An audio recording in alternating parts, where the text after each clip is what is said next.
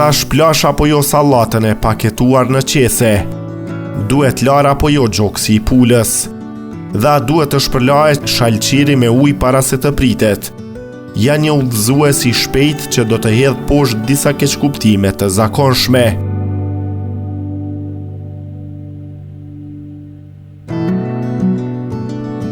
Mish dhe peshk. Shpërlarja e biftekëve të viçit ose filetove të peshkut në ujë para gatimit nuk eliminon mikrobet e rrezikshme, të tilla si salmonela dhe kampilobakteri, dy nga bakteret më të zakonshme që shkaktojnë sëmundje të transmetuara nga ushqimi në vendet e industrializuara. Për më tepër, spërkatjet ndotin lavamanin, enët e kuzhinës dhe duart. E vetmja mënyrë për të shkatruar mikroorganizmat patogjen është përmes gatimit.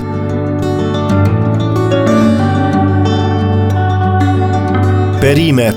Nuk është e nevojshme ta shpëlani sallatën e paketuar në qese, të paktën në Itali. Nëse paketimi i sallatës ose spinaqit thot i larë dhe gati për të ngrënë, prodhuesi garanton higjienën dhe sigurinë shëndetësore deri në datën e skadimit. Dhe për këtë arsye nuk është e nevojshme të lani perimet përsëri, sigurojnë ekspertët nga Venecia, nga Agjencia e Shëndetit Publik. Situata sigurisht është e ndryshme për frutat dhe perimet e blera nga shitësi i perimeve.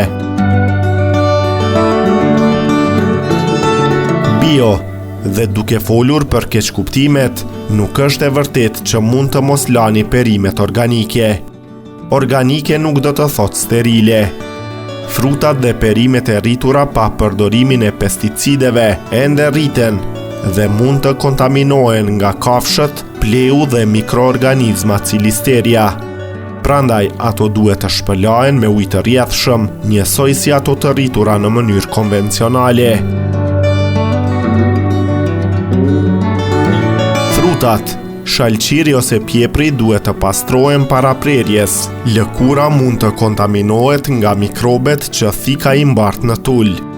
Frutat pa lëkur duhen larë para se t'i prisni, edhe nëse pa dyshim nuk e hani lëkurën e jashtme. Megjithatë, dezinfektimi është i panevojshëm. Nuk ka prova të forta shkencore që në fakt përmirësojnë sigurinë ushqimore. Uji i rrjedhshëm dhe fërkimi i butë i frutave dhe perimeve me duar largojnë papastërtinë dhe shumicën e mbetjeve të pesticideve.